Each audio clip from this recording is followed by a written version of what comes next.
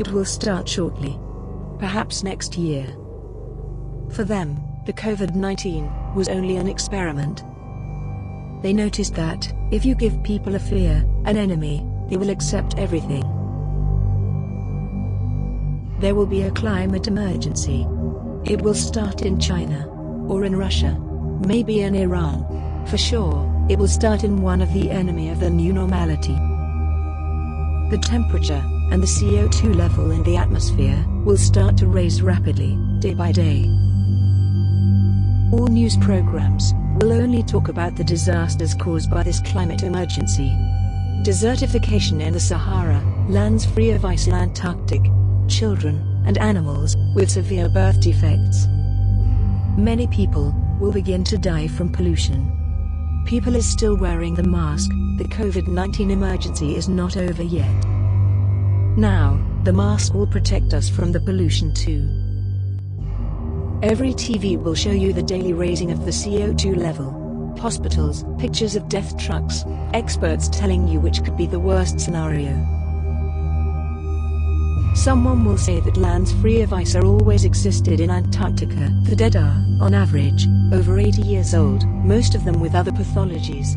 The temperatures during world history has been even higher, with no global extinctions. There is not such emergency, or at least there is not the need of harsh measures. They will be called negationist, populist, anti-Semites, fascists. They will have no space on TV, and on the newspaper. Their account on Facebook, Twitter, Instagram, and other corporate platforms will be closed, banned. YouTube videos will be deleted. The new normality dominates the media. The newspapers are their property.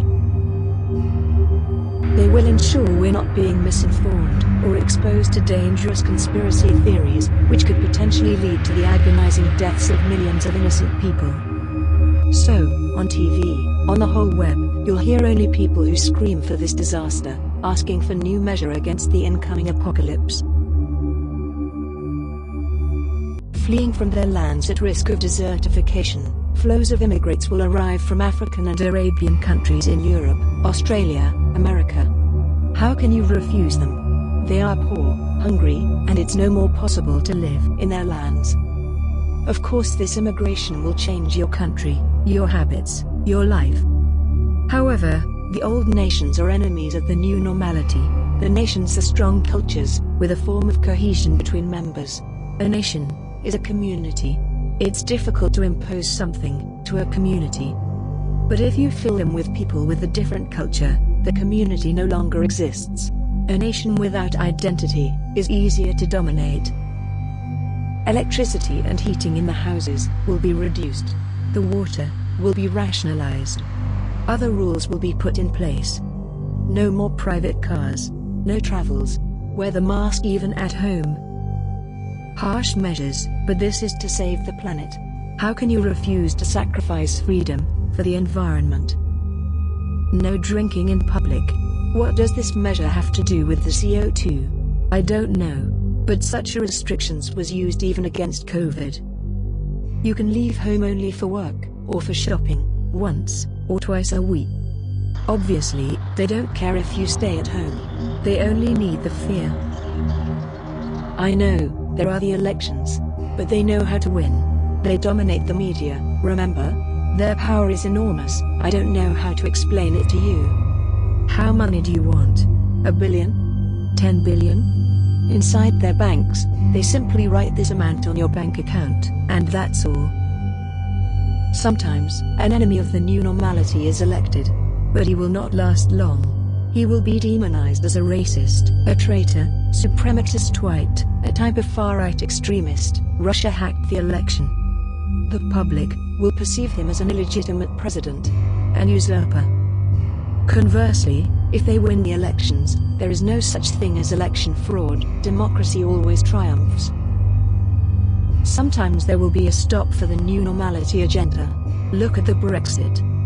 However, the British will pay for their rebellion, be sure.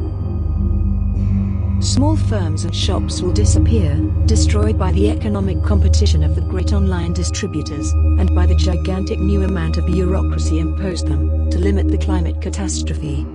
But better to have large factories that produce everything much more efficiently and economically, for large distribution centers that will send what you need directly to your home, avoiding the use of your polluting mean of transport.